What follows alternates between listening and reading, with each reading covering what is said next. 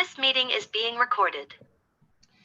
Good evening and welcome back to Let's Talk Destiny Talk Show. I'm your host, Jamie Green, and I'm honored to have you join me tonight.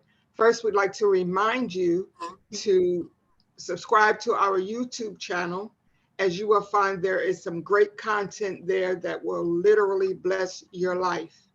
Tonight, I am honored to have with me Ms. Kathy McKnight. She is a woman of great faith and integrity. She's a widow, a mother, a grandmother.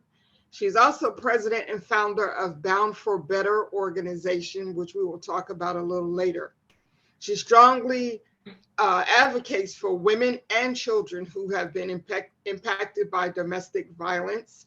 She is a recent recipient of the President's Lifetime Achievement Award for her undying commitment to community service and healing.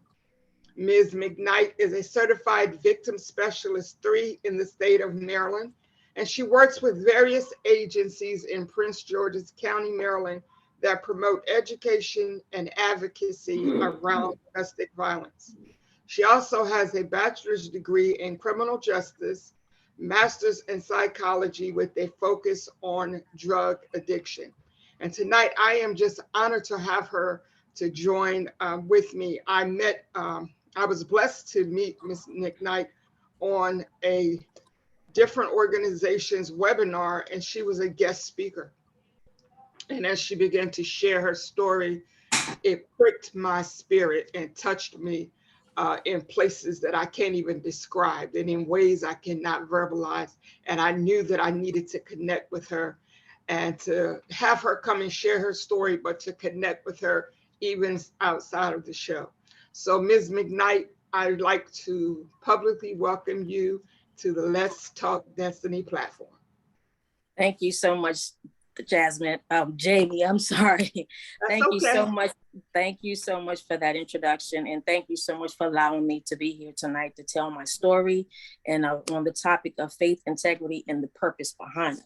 So I'm going to tell you I'm going to tell you my story. And then you will understand the foundation of where I get my faith, where that lies, along with the integrity, and what's the purpose. Why I've always questioned myself, what's my purpose here on earth? So as I'm telling my story, I know now what my purpose is. So, okay, so I met this guy and we were friends. He wanted more out of the relationship, so I didn't want it. And so I'm starting to see, we ignore the red flags. Okay, I'm just thinking I'm trying to help this person because he had issues with the car. So I'm like, okay, I'll help you. I'll take you there, whatever the case may be, what you need, loan him some money. He would pay back and everything. But long story short, once the friendship, I didn't want to see anymore because I started seeing the red flags.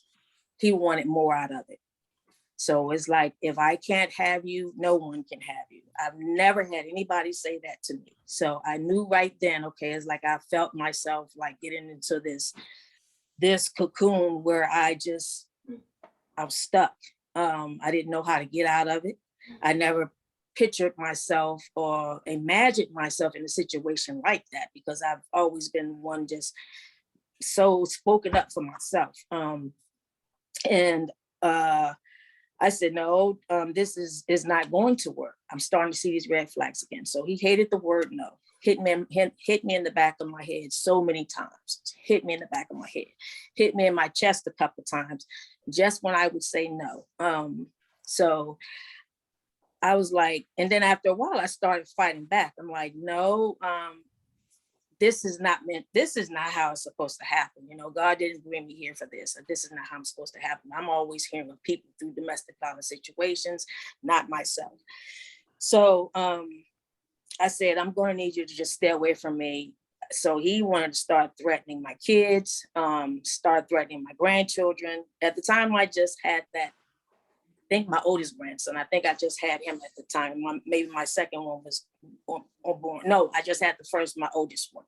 So, and my grandkids and my children are my world. So with that being said, it was like, okay, do he really know how to get in touch with them? Do he really know how to find them and get, so I'm like, okay, at all costs, I need to protect my kids and my grands. So I'm like, okay, so no, we're going to be okay. We'll work this out. I'll be more than your friend. So that's what I'm just telling him, everything he wanted to hear, but deep down inside, I'm like, God, please get me out of this. So it was a time where he wanted to, for me to take him down in Charles County somewhere to pick up this car. So when we were going down there, I noticed I have the spirit of discernment. It kind of scares me sometimes when something, I can see something happening. And then when it happens, all I can do is say, God told me it's going to happen. I don't say it. So with this, as I was driving, something, it was like, I can remember driving through a field, and it was like cornfield. I'm short as it is, but I'm driving a cornfield. And he said, the house back there, Kathy, keep going back there. Keep going back there. So I'm like, where's this house? Where's your car? Where's this house? He said, it's back there. Go ahead. Then I don't know what it was, but I slammed on brakes for some reason. And something said, you need to turn around real fast. I turned around real fast. As I was going back, it was a church back there. I said, you need to get out of my car right now. I said, God, I want to thank you for whatever it was that you just told me to stop, because he could have had my body. And later on, he told me that he was going to kill me and put my body in my car, the trunk of my car. So with that, I'm like, I can't keep doing this. I can't keep doing. So he kept coming around. And he wanted to just, like I said, wanted more out of it. And I'm like, I've never been in a situation like this. And he had bought some food. One time he wanted to just come and sit and talk. So again, mind you, Jamie, I'm trying to do everything just to keep the peace. So this person, he knows where my kids are, my grandson and everything. So let me just play along just to keep him quiet. So I didn't eat the food. And later on, he told me, I'm glad you didn't eat that food because I put something in it. So at all costs, he just tried to kill me. Either way, he just tried all angles to take me out of here. So I said, okay, just leave. This is it. Just leave. That right there just took it, because I could have ate that food.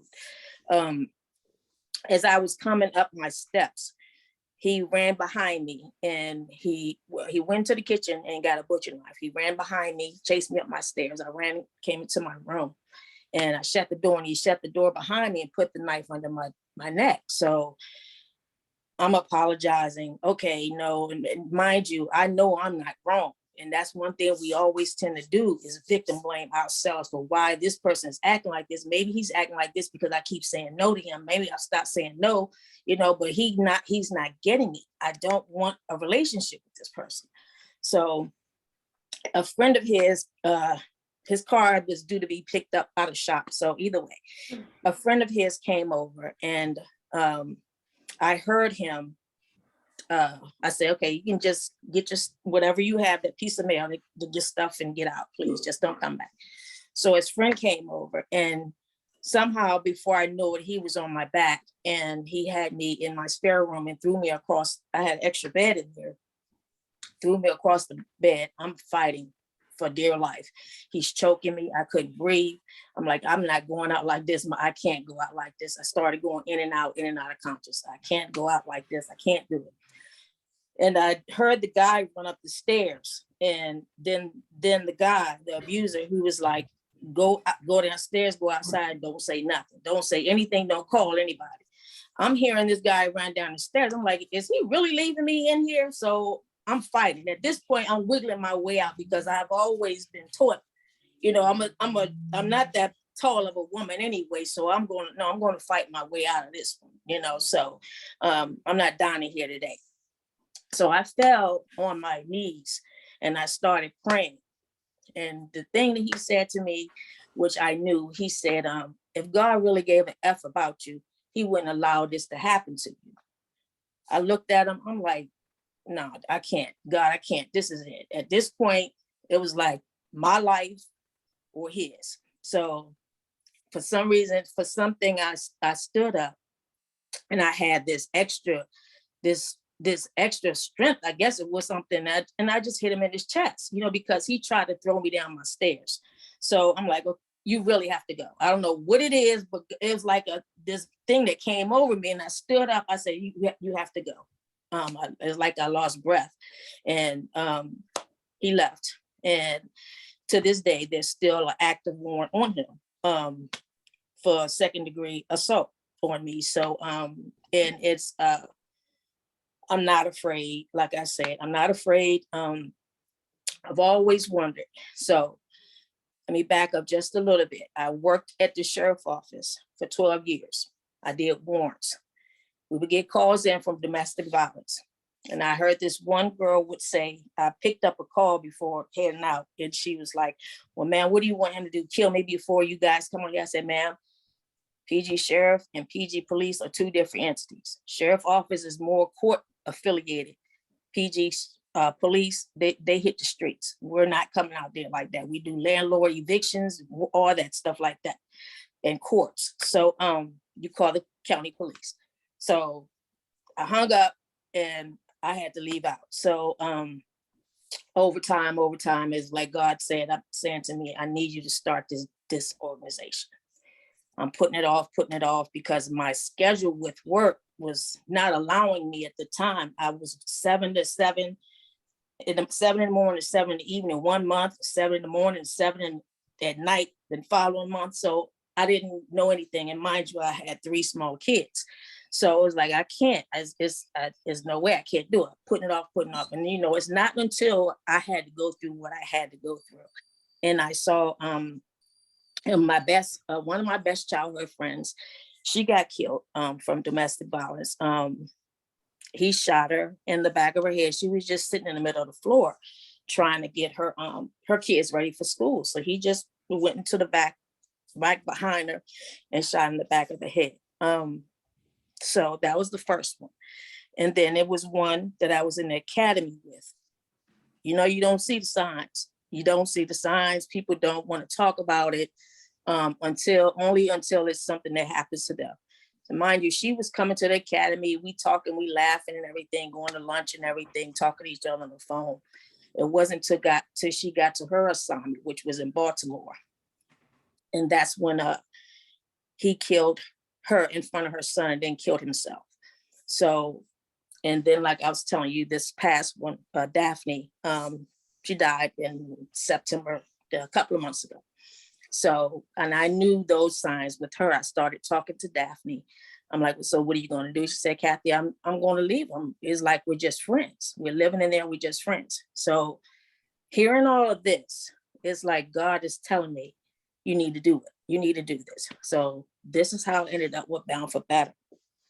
And it's not funny, but it's so ironic because back years ago, I was looking through this magazine, and I tell this story because it is so true. And I believe everything that God tells me when I'm listening. So this magazine had this lady jumping from one side of the cliff to the next, and it was Bound for Battle. I'm like, I like that picture. That's a really nice picture. I put it on my vision board, and I still have it to this day. I never would have thought that Bound for Battle would have been the name of my organization. You know, and I figure now, I know now, this is my purpose. This is why I'm here. And I hold it dearly to my heart because it's not an easy assignment. It's not easy. It can be so tiresome. And when you recognize people such as yourself, recognize it and reach out for assistance, I want you to understand I'm always going to make myself available, even though you're out there in Salisbury, Maryland. I don't like that Bay Bridge, but I'll come on across there, you know. So with that, that's I do want to, you know, so domestic violence is everywhere. Like I told you in the beginning, the numbers are so high. We take turns. Baltimore and Prince George's County take turns in serving protective orders. I can remember one day we served over 200 in one day. Wow. So it's just so alarming. You know, that's just the ones that go so much report it. So right. And that's the thing that scares me, concerns me, is the horrific cases that we know about. Mm-hmm. And what about those that we don't know about? Like, That's right. and it's scary. Like, is how many people living right in this apartment complex are dealing with that, and we don't even know about it. You said a couple things that really that I wanted to talk about. Like, when you were talking about your situation and your abuser saying, I will harm your children or your grandchildren, and your response in your mind was, I will do whatever I have to do to protect them. And do you find that a lot of times in these situations, especially where there are mothers involved, that they're willing to put up with a lot of crap if they think it will protect their children? Yeah. Yes. Because And it's that's easy for people to sit back and say, well, why didn't she just leave? Or why didn't they just walk out the door? Yeah. You know? Yeah. And I found myself saying that to somebody before. And it wasn't only until I followed up on my assignment. Well, my assignment as far as doing this organization. And I would say, like I said, my kids are grown now. And they know to this day, and my grandkids, I got their back. If I have to die for my kids and my grandkids, that's what I was ready to do. You know, I mean, right. At this point, it was like, okay, I done lived my life. My kids, they're making me proud. They're grown. They're doing their thing. So it's like, God, if you take me, just take me. I'm tired at this point. Yeah. If he kills me, at least I know my kids can just keep going on, do what they're living their life. I'm done, you know? So at this point, I find that a lot, because a lot of people, it can be that situation where they're protecting their children, or they don't have a place to go. They don't have jobs, and he's controlling the money. So, you know, and you got to understand too, Jamie, you at the most vulnerable part of your life is when you leave. That's the most dangerous part. Like you said, when we first started, how the guy stood on top of the roof just to climb through the window to kill the girl. You got to go through that extreme just to get to somebody. You're that desperate, or you got problems for real. So I've never heard. I mean, you just never know the mindset of an abuser. Right. You know what it is that that narcissistic. They think they're right. You know, is not. You know, and I had to hear. See what you made me. I have a mouth. I'm going to speak up. You see what you made me do? No, you did it. And then I said, kill yourself. I got a family. I'm saying, I would say stuff like that. I have a family. Kill yourself. So he looked at me like, but at this point, I guess I was just so tired, and I'm like, God, what is it you're trying to teach me? What is it you try? And then only thing I could hear when he tried to throw me down the steps, and when I stood up and I got on my knees and praying, and he was like, well, when he said that, that's when I got this like a gasping for air. And it was I heard him. God said, now it's time. Now I'm ready for you. It's time. I had no choice. No choice, because now I understand, and I try to make myself available to these women, because it's like a thing. Family they don't want to, if it's not happening in their household, they don't even want to talk about it. They don't want to have no. My kids, I have girls, okay, so they were coming over, mommy, why are you doing this? Why you go? I'm like, I'm okay. Say in the back of my head, you just don't know I'm protecting you. I'm protecting you. He done threatened to kill you, but I'm good. We're good. I'm good over here. So, I would say anything, but they don't need to know that. They know now, but, and like I said, family, I don't have a support system. I have my kids. My dad, he does it. He comes and he supports me, but my kids, they're there. They're there at every little function. They try to be there and make themselves available to me. Support me any kind of way, and I wouldn't ask for anything better. And I raised them, yes, to be strong-minded. I raised them tight because of what I've been through, even as a child growing up, and it started so young. So it's like I How had does to. that support? How does that support from your family make you feel?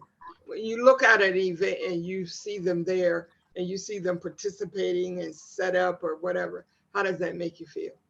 My kids, it's awesome. It's an awesome feeling because it's like, I can't ask for anything more. That oldest one, she's just like me, so I she's just like me. So, I'm trying to get you because I'm like, okay, that girl got a sharp mouth just like me. But, just for them to have them there supporting me, it means a lot to me because they don't know what I sacrificed just to protect them, and just for them to come to events like that. They see that. They see, yeah. Mommy, you did it. You made it through, and like I say, I'm not scared. The guy actually called me a couple of months ago and he left a voicemail apologizing. I'm sorry to snap. I look back over, okay, I'm going to save this message because when he does get arrested, I got he's apologizing. So I accepted that apology a long time ago because I needed to find my own peace. I needed to move forward. I needed not to hold on to that bitterness.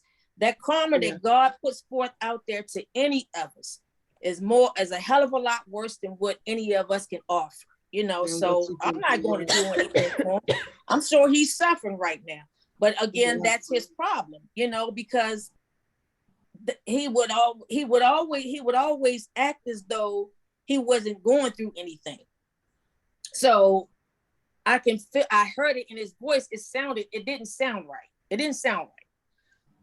I don't know. So it has its ups and downs. But like I said, it's, just to see my family, my kids out there supporting me, and I have an awesome team. They're on it.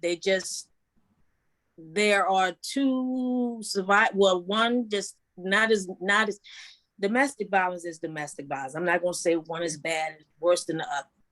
So my team is awesome. They've experienced some domestic violence. My children, they have not. They will not. I'm not going to allow it if they did. That's all you say on that. I done lived my life, Jamie. I done lived my life. That's all I have to say. So, well, let me ask you this. I hear you. They know that because they know. I feel the same way about my sons and my grandsons. I'm gonna do whatever I got to do. It's just gotta whatever. That's it. I'll be 55. I half my life gone. I know that's right. Now, I also wanted to ask you, most of the time we hear when dealing with domestic violence or sexual abuse or any cases like that, when a person contacts law enforcement, the response is, well, we really can't do anything until they do something. And so this is why a lot of us don't feel comfortable even contacting law enforcement, because we feel like they're really not going to do anything. But I noticed that earlier when you were talking that you have connections with law enforcement and you've had good experiences with them and their response. What could you say to someone who may listen to this later on who feels that way? I will not contact them because they're not going to do anything. What would you say to them?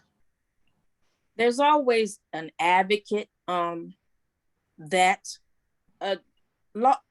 officers are not trained to go out and know how to basically comfort someone. Their mindset is going home at the end of the day. It's not my thing to go in here and pacify and stroke your ego when you're going to go back to him anyway. I can remember an officer, actually, because sheriff's office, we serve protective orders. So I can remember one saying, Kathy, I don't even know why we going over there again. Anyway, she's going back over there. I said, that's not even the point. That's not the point, because at the end of the day, she's going through that honeymoon phase. I'm sorry, babe. I never do it again. I promise don't go to court. We're not going to do it again. I'm sorry. Please forgive me. Okay, I'm not going to court. Okay. So this is why law enforcement, they're tired of going back and forth to the same house. Why I'm serving this paper when she's going to go right back to him again. Is not the point. If the judge or the commissioner is signing that paper, your job is to go serve that paper. I would say with that is like they can also ask for an advocate, someone such as myself, somebody that can go out and talk to the person. They want to see somebody that they can talk, that they can relate with, somebody that's going to talk to them basically on their level. I had to do that one day with the up at the courthouse with the client. So the sheriff was telling her to go across the street to file a protective order. And as I was leaving, I was getting ready to go to another room over there because I was in court advocate accompaniment. So the girl was ranting, she was like, she'd been crying. I'm like, what's going on? I heard the sheriff talking to her. She said, he keeps telling me to go over there. And I just told him I was over there and the judge is telling me to come back over here. So I'm like, calm down, just breathe. So I'm talking to her in a way, not demeaning her, not judging her, you know, none of that, not judging anything, because again, she don't want to hear any of that. She knows it's wrong. She wants somebody that's going to be there to help her through this process. And he wasn't even trying to help her. So she was getting frustrated. She said, he said, she's just not listening. I said, just don't say anything to her. So I walked with her to the courtroom. And after that, she just was able to talk to me. She started laughing. She got a protective order and she was happy. So if they have someone there that they see that can relate to them versus seeing a uniform, somebody that don't really care, and then they just want to serve a piece of paper, give you a piece of paper, then leave and saying they're going to come back anyway. You know, that's why people don't report it. That's why there are deaths, because people don't report it. Or you get these judges that don't want to issue these protective orders for that reason, because they're not proven enough evidence or anything. Luckily, thankfully, 2 years ago, it was just granted that you don't have to show much proof now to get a protective order. So that was that bill had just passed on that too. So when you had before, because one of my clients, a friend of mine, you remember Rayful Edmund, Jamie? Yes. You do? Okay. So her hitman, his hitman was her abuser. Oh, so okay. This man was rough. He was rough. So she's in court. She crying. I'm there sitting with her, just checking on her. Like, are you okay? Put your head up. Why are you crying? Why are you looking down? And he come out. And then I guess it was another little man, bodyguard or whatever, one of Rayful's other bodyguards there. He sit in the front and he turned around and he said, what you doing here? I said, same reason you here. So I said, I'm here to support her just like you here to support him. So she crying. She said, Kathy, I said, listen, we're in court. We're in the courtroom. So I need you to hold your head up. Tell me she got to watch her back for the rest of her life. I said, no, you don't. I said, hold your head up. And he turned around looking. I said, can you please turn around? For one, you make me uncomfortable. You looking in my face. So I went out and I told the sheriff, they said, Kathy, where is it? What he got on? So I gave him the description, what he had on, what he looked like. So they just escorted him and put him on a bus. So I said, he's on the bus now. So let's just focus on this. So this girl had pictures. He threw the dog out the window. He messed up her dashboard in the car. And it's so vulgar. This fool, he forced himself on her sexually. It ripped. And he said, take me to the hospital and don't tell him nothing. Cursed her out. And she said, I said, so what'd you do? She said, I didn't say anything. So she just put her head down. So long story short, we was in court all day till 6 o'clock in the evening, only to have the judge put it on stat docket. I said, are you kidding me? Why is the case on stat docket when this lady had all this evidence? Because he knew him. So, you know, we found that out. But he didn't bother her no more that year, and she moved, whatever. So it can be disheartening, because how you don't want to say anything to law enforcement, not even the judicial system, because how they take it, like with the Yvette case situation, you know, that judge, he didn't want to issue her a protective order But again, he denied it. Judge, he's no longer on the bench, Elamine, and he denied the protective order, and he chased her around the team set on fire. So again, crazy. How much evidence? I had a recent incident. I don't know if it's considered domestic violence or not, but it was a fellow resident in the complex I live in who threatened to kill me, and over a parking space. Oh wow! And so really, and that's not the first incident with other residents that have had issues with her, but this particular day, she literally physically tried to attack me while I was sitting in somebody's vehicle. And when the police finally came, took them forever to get here. And his response was that even though there were other people standing around that said they witnessed what happened, and I told him what happened, he said, there's really nothing I can do because I didn't see it happen. Wow. So what you're telling me is that unless she actually kills me, that you really can't do anything. Right. So would you?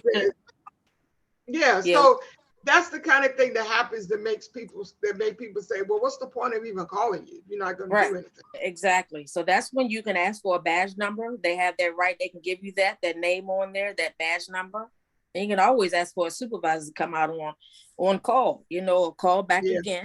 But I wouldn't tell anybody going through a situation like that. And let me ask you, is that person still in the complex? Yes. Okay. Do you have a protective order? No. Okay. With that, a protective order, that will be a peace order because it's not somebody intimate. So that will be a peace order. So you can go file for that. You can file that and get that against her. And if you have any issues like that again, she's in contempt of it. Somebody has to do something. I mean, it shouldn't have to take somebody to get their life taken away just so they can see a scratch, which is crazy. Right. Again, a lot of officers don't want to do any paperwork either. They want to ride around and do whatever, much of nothing, but at the same time, they don't want to do too much paperwork. Wow. So I want to tell you how I combine the two along to get my purpose. So I would say my favorite definition of faith and integrity is doing the right thing, even when nobody's watching you, right? So you always want to do the right thing. And I don't try to boast or anything about myself or whatever. I just do it because I know I've been that person that never gotten the resources or didn't get the help then. So this is why I need to give back. I need to do it. If I can, I can. If I can't, I'm gonna tell you I can't. So, and I would say, and ethics is based on that as well. We got it because it's socially acceptable. Both of them go hand in hand, the faith and the integrity piece of it. So again, like I said, So because so many people can try to find a way to look at it as being challenging and find something wrong with both faith and integrity. My faith, I would say, it wavered through the process. I was like, okay, God, why is this happening? And on the whole time, I kept hearing, I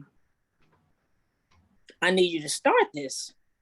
Again, I just didn't have the time. So again, God's gonna find his way. He's gonna get what he wants out of us one way or another.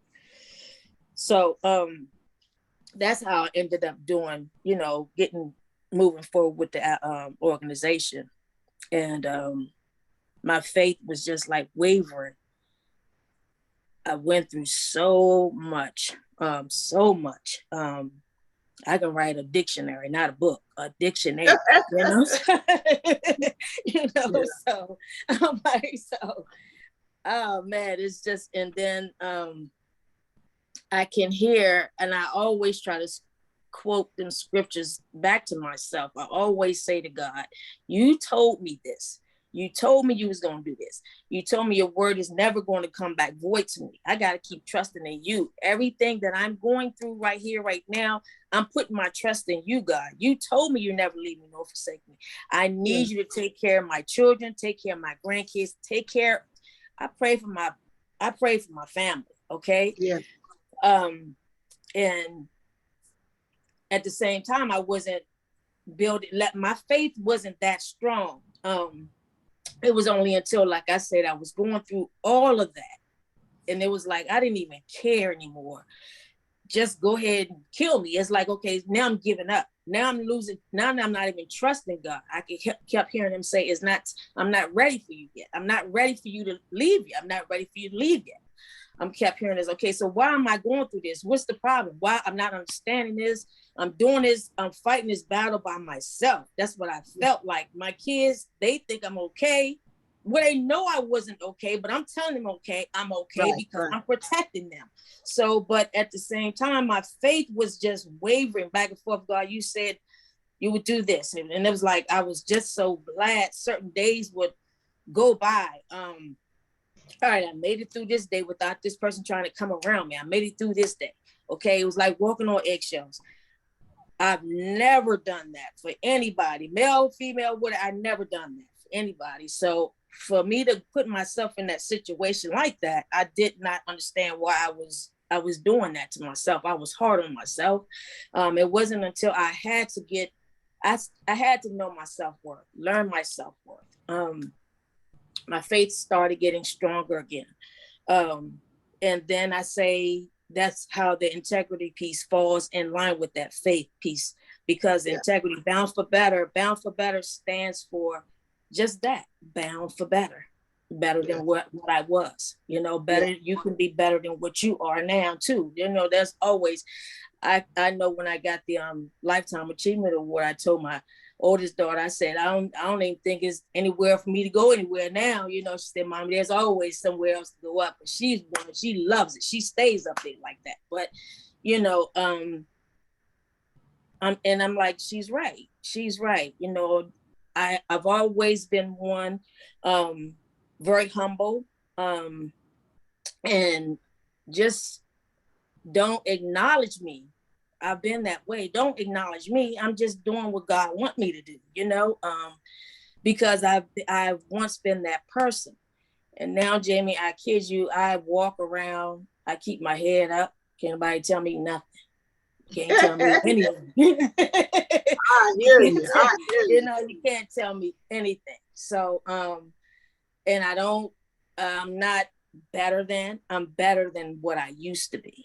It's still growing, and I'm still growing. I'm not there, but God has blessed me tremendously this year. Like, we did the Thanksgiving baskets. I think that's probably why my body's been so out of whack, and I end up getting sick. 30 baskets, and then getting these other things together for these families, and just doing a lot,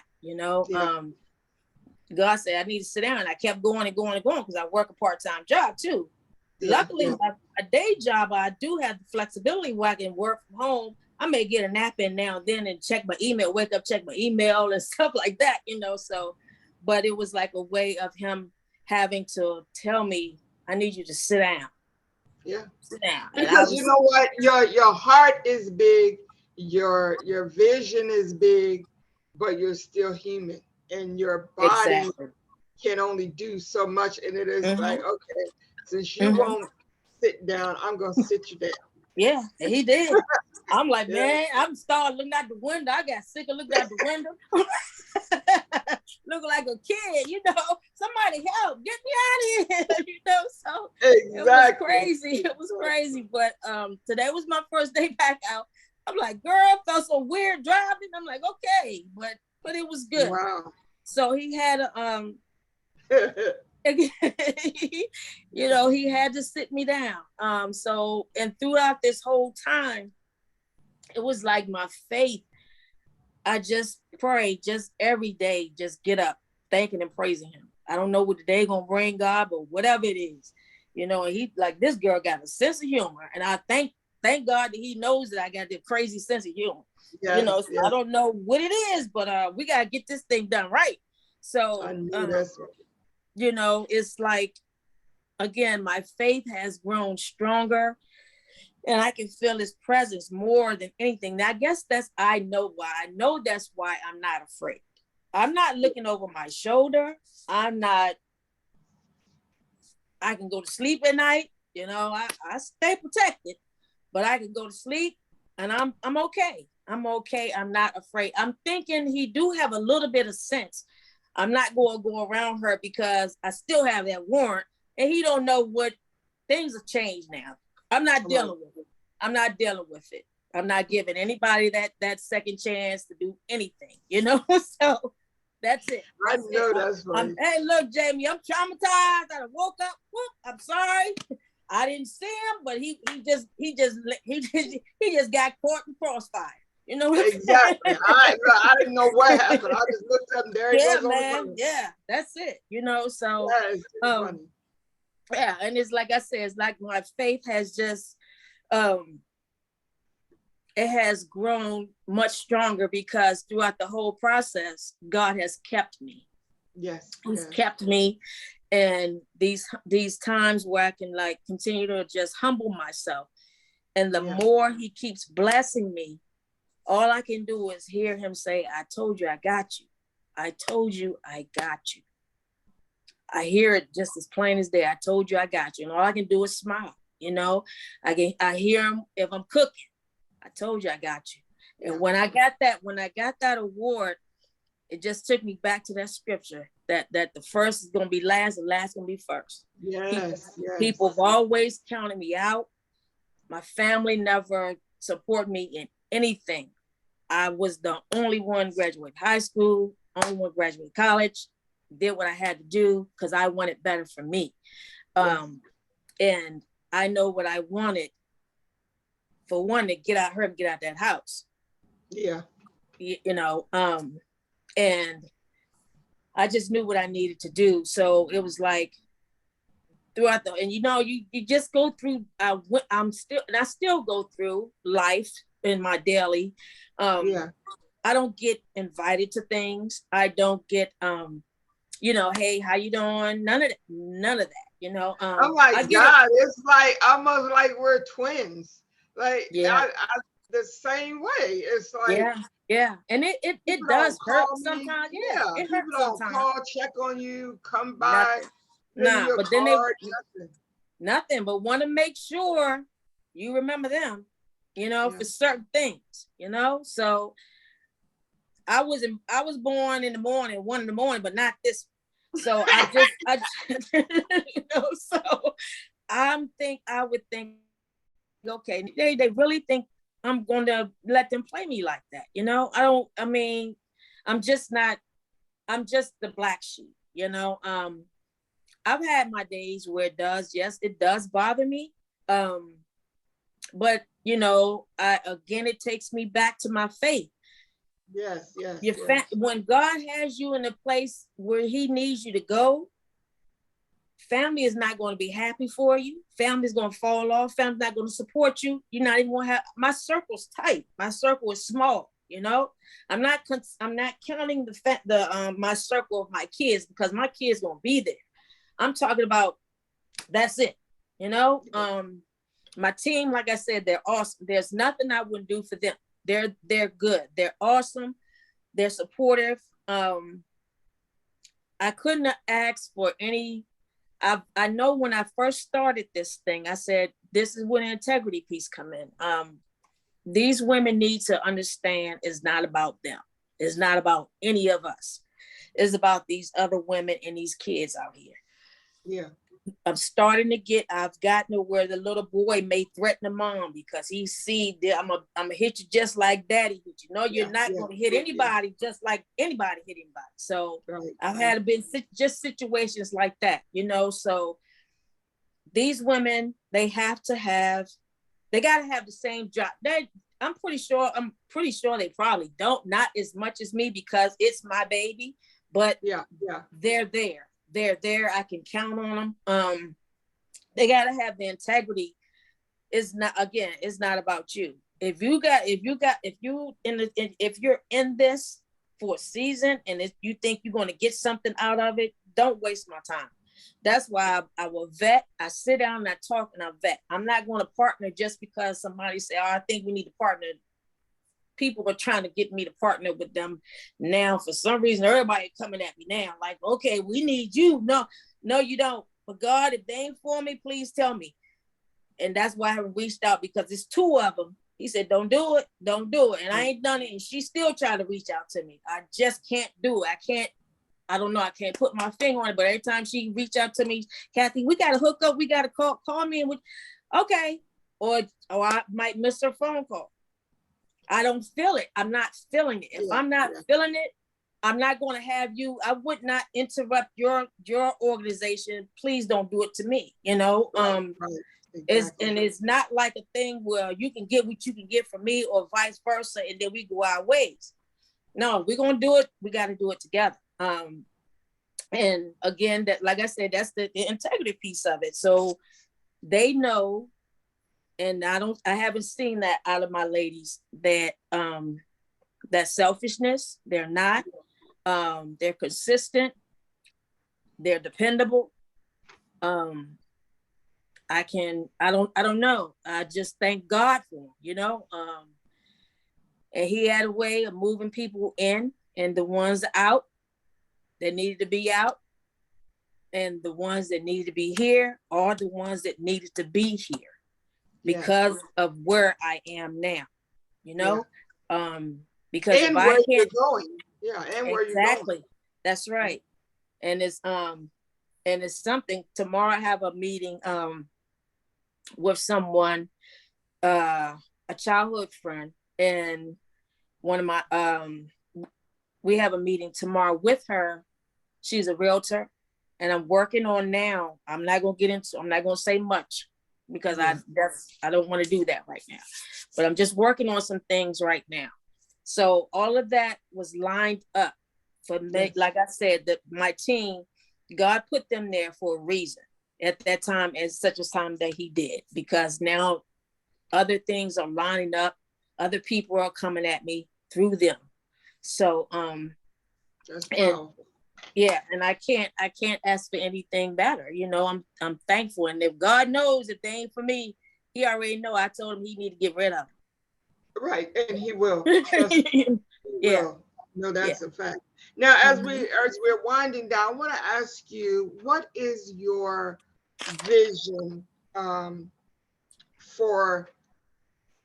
what is your overall vision for Bound for Better for the upcoming year? What do you see happening with this phenomenal organization in the next year? My vision, like I said, I'm not gonna get into much of it because that's one thing I've never done. But you're gonna expect some things from Bound for Better. You're gonna expect some awesome things from Bound for Better, and that's starting with this meeting that I have tomorrow. I'm so proud of you. Like, when I listen to you talk, when I even read your social media posts, I feel encouraged and inspired. I think the first conversation that you and I had, I shared with you where I was emotionally to the point of wanting to just give up my organization. People promise things, they don't show up, that, stuff like that. And your very first words to me were, no, you're not giving up. And every now and then I hear that, like I hear your voice saying that. And this was, again, for me, confirmation that God joined us together, because you pour into me. And I ask him, what can I do to pour into you? What can I do? I don't have much, but what do I have that I can help for Kathy McKnight and Bound for Better to keep moving forward? And I'm here to do whatever he says for me to do. Whatever you ask me to do that I can do, I'm here to do it. I want to publicly say that to you. I am so excited to be connected to you, and I'm looking forward to what you have going on next, because I know I can see those wheels turning in your head. And I do, and I told you that I meant that from the heart the very first time that we talked on the phone, after you heard my story on the at that Zoom. And I would say that giving up is not an option. That's one thing I've always learned, and I've instilled that in my kids. Can't. What do you mean you can't? You can't, or you're not, or you giving up. Don't. No. No. And now we're making this connection. I don't need you. That's not even a part of your vocabulary. I understand you're out there, but I'm going to come across that bridge. One day, I don't know when I'm coming across that Bay Bridge, but I'll get there. But again, because I am now, I'm licensed throughout the state of Maryland, not just Prince George's County, through the state. So my license stipulates I can just do all of that throughout just the whole state of Maryland. So I'm thankful for that, and where I'm able to do that. And I told you, like I said, if there's anything I can do for you, I'm here. I can remember when Bound for Better first starting out too. You would get that people don't want to come if it's not a club or party or nothing like that. Ain't nobody coming out. We ain't going out there. Cool. Okay, that's fine. Whatever. Okay. So it happened to me. It has happened, but God said, "What do you know that prayer? But there's two or more, so it doesn't matter. Continue on, keep going. And I found myself doing that. Keep going. So it was like He had to put the people out of my life that didn't belong in my life because they're not ready to go on the same level while I'm going. Because my vision is so big right now. I'm just ready, if God willing, if I'm still here. Because I already see and I know what I want. And tomorrow I'm going to start working on like some type of foundation. So 2023 is just, it's just not, because I was reading something where it says, God said, this year you were happy. Next year I'm gonna make you proud. Wow. So that's where I am. And that's why I say I'm so grateful for my faith that gives me hope and guidance. Yes, absolutely. To keep moving forward, to keep trusting. Absolutely. I owe it all to Him. Everything that I have, how far I came, because we have an adopted bedroom now. We still partner with the hotels. I'm still got my partners, the sheriff office and county police, and the state attorney's office. Still got my partners. But I can't partner with everybody because I just don't feel it. I don't need everybody in my circle just to say I have all these partners. I need to be real. We need to be real together. Absolutely. All right, Miss Kathy, what is your contact information if any of our listeners want to reach out to you or, just contact you in any way? How can they reach you? Okay, my email address is bound for better, bound BOUND for FOR better @yahoo.com, and my cell is 240-601-4517. And if need be, please leave me a message. I will definitely get back with you. I always make sure I leave my phone on 24/7. People need to talk. Yeah. Clients, domestic violence, let's take a break. That's right. Well, again, I thank you so much for joining me tonight. You really encouraged me and uplifted me, inspired me, and I know you will do the same to those who will be listening in to our conversation. So many pieces of this domestic violence work that you're doing that those outside of it don't really see. And so listening to you talk, it kind of illuminated some things for me to help us to be more sensitive and more caring and more compassionate to people in these situations. So again, I thank you so much for joining, and I look forward to seeing you in person. Yes, ma'am. Thank you, Jamie. And I'll talk with you soon, okay? All right, Miss Kathy, you have a good night. You too. Bye-bye. Okay. Bye. Bye-bye.